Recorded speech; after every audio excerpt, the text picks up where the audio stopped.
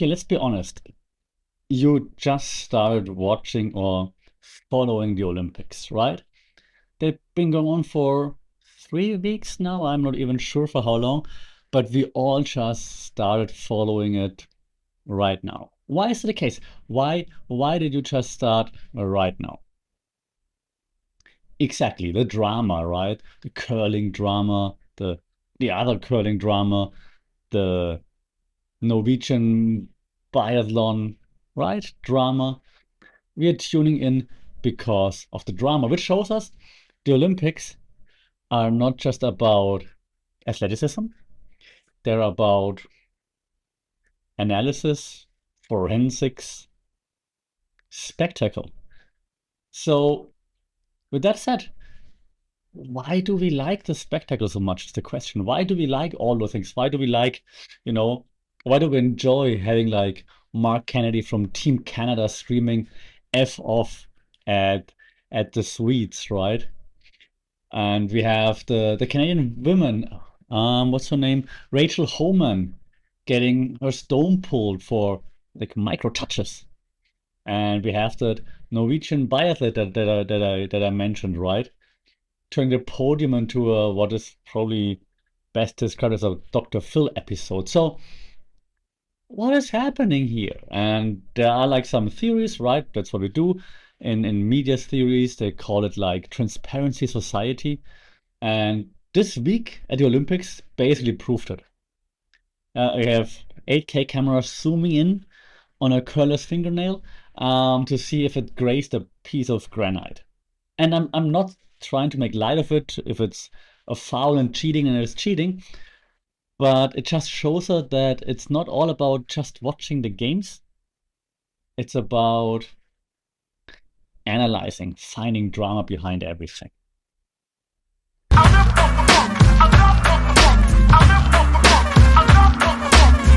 So, Saudi Cup, and welcome to another episode here for the Funkapod Mindful Media and Communication. And we're talking about what made the world go round and come together this past week. The double touch of the curling stone. Is this how you call it? A curling stone? The granite? I don't even know what's it called. So, setting the scene, right? I did it in the intro, but just very quickly to make sure we're all on the same page. We had curler Mark Kennedy from Team Canada versus Oscar Eriksson from Team Sweden. The accusation was that Kennedy was micro adjusting the stone, the curling stone, after releasing it. Right? So the Swedes accused him. They're like, it's not the first time you've done it. You keep touching the stone. And then Mark Kennedy was caught on a hot mic swearing, saying F off to the Sweden, and the Swedes are like, we're gonna show you on video later, don't you worry. Which is, I don't even know how to describe it, because on one level it's very petty, on the other level it's like, I mean, if he did it before and you're like, hey, let's just get him this time at the biggest stage possible. I mean, props for setting it up, but also I mean, you could have done something before. You could have shown the commission or the referees or whatever that's called it curling before, right? On the women's side, something similar happened. Also, Team Canada, Rachel Homan versus the umpire in this case, not a different team. And she had a stone, let me check, removed against Switzerland for the same thing, like double touch, and she claims she didn't feel it. The cameras showed that she should have felt it. The athletes are saying, well, it's the first time that they're getting called out that intensely. This has never happened before. Why is this now? Team Canada feels like they're targeted, even though it also happened to a few other athletes. So that's the sporty part behind it. But if you look at the media point of view, and that's what we do here on the podcast, right? First, I want to ask, why are they all double touching? Before I ask why do we focus on it, but why is it the case that that the athletes are always double touching even though it's not allowed? I think it's because a society accepting chance, especially right now, where it's all about optimization, it's not what we want to do, and we're not good at it, and we feel like we always have to optimize. Yeah, you optimize your IG posts to the nth degree. You optimize your emails to the nth degree, especially with AI, right? write me the perfect email and make it better, make it better, make it more engaging, make it more this, make it more that. Yeah, your captions are like this, your LinkedIn posts are like this. So it's not just athletes. Well, it's normal that athletes feel the same, of course, and on a bigger stage, you want to optimize even more. So that's understandable. So I think this double touch issue is actually kind of like a perfect metaphor right now for where we are at. Because we try to mega optimize every little thing. You know? And that said, if it's not allowed, it's not allowed. And the Swedes are right in this case. But is that actual sportsmanship? I'm not sure. Um, I'm close to saying there might be snitches, even though well deserved, well deserved. Um, but could they have chosen a different way? Could they have like mentioned it before? Probably, right? So interesting. What I know is that Team Germany beat Team Sweden, so let's move on. Um, but it's interesting to see that curling of all the sports is turning into like the dramatic society, right? The like a drama in several acts, lawfare on ice, so to speak. Um, Looking forward where this is going. I haven't been that invested in curling in a long, long, long, long time. Actually, never, to be honest. But from a media and communications point of view, very interesting to see how this optimization, this obsession with optimization, it drives everybody to like a trying to bend the rules as much as possible, and B calling that out, right? And setting up extra cameras just to see it. So gone are the days of we're all sportsmen, we're just trying our best. Interesting. And this leads me to the second point, which is the confession by that Norwegian biathlete. His name Sturla Holm Lægreid. Not sure how to pronounce it. I hope it was halfway okay. But you've seen it, right? He wins bronze. He live on, and I wrote down NRK, which is in the Norwegian channel.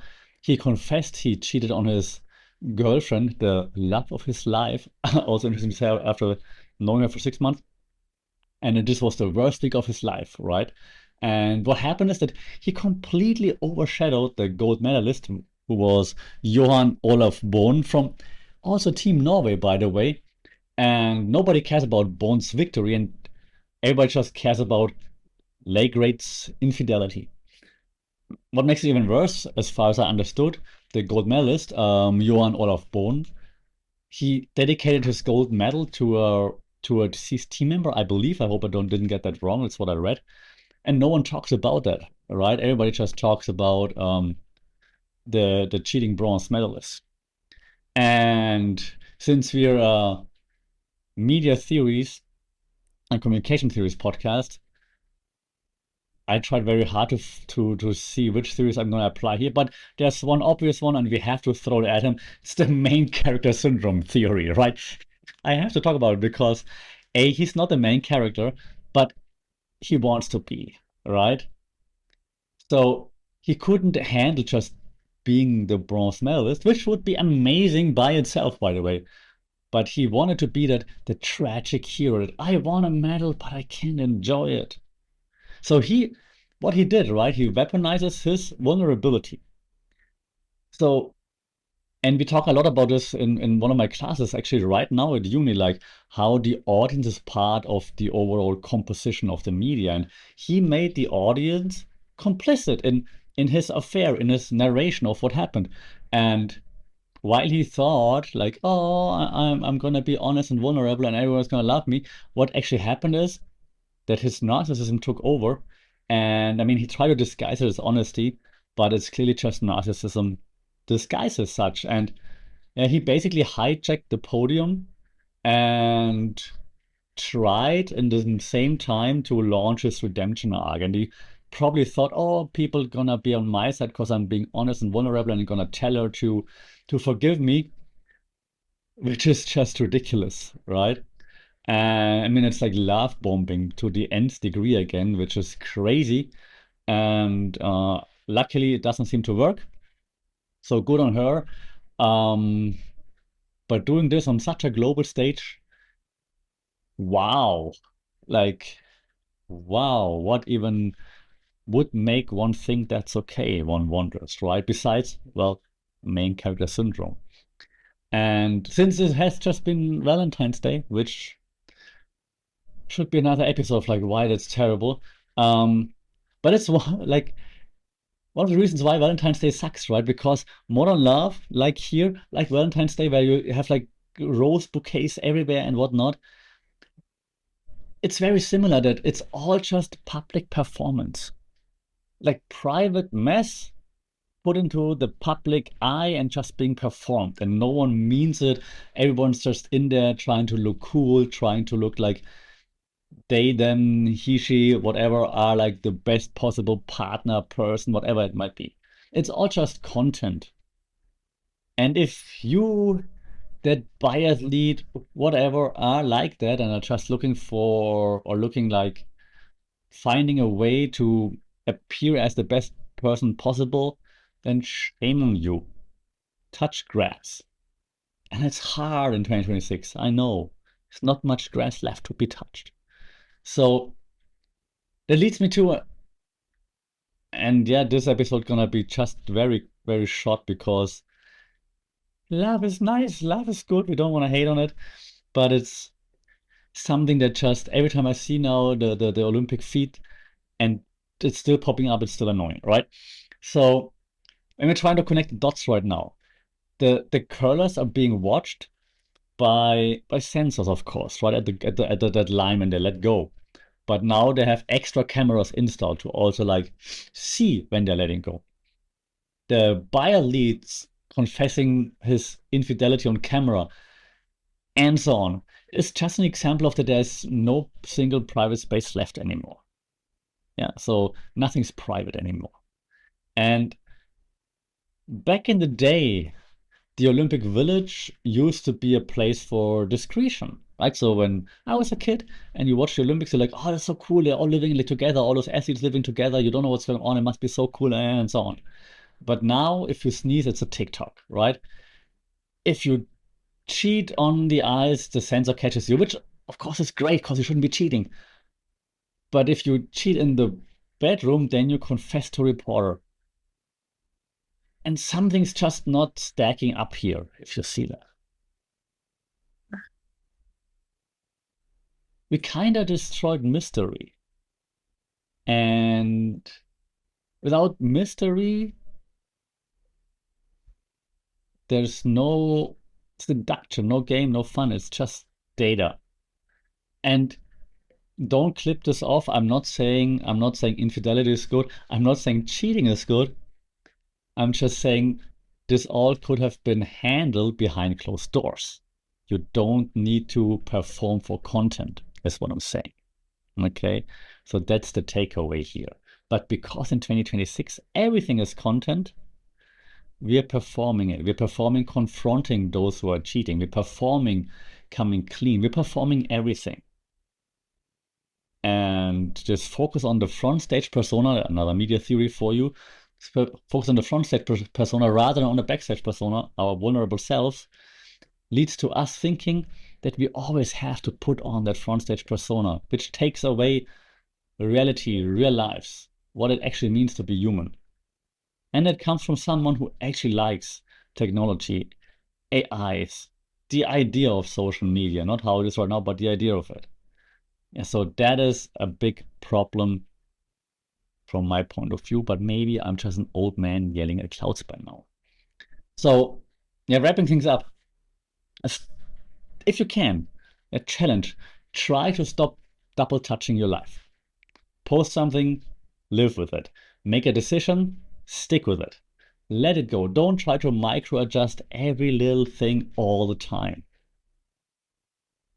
Also, don't be a snitch like Sweden. If they do something wrong, confront them. Yes, tell the referee, but don't make it a performance. Don't be a narcissist like that Norwegian biathlete.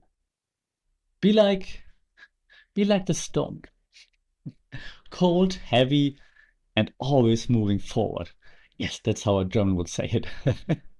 You know what I mean. Let me know what you think about all the drama, by the way. Do you enjoy that in your feed? Do you want more of it? Are you saying like, hey, it's the first time I'm interested in curling. It's cool, keep it coming. What are your thoughts? Okay, shout out in the comments, like, share, subscribe. That would be fantastic. Until then, we talk soon. Sorry, Cup.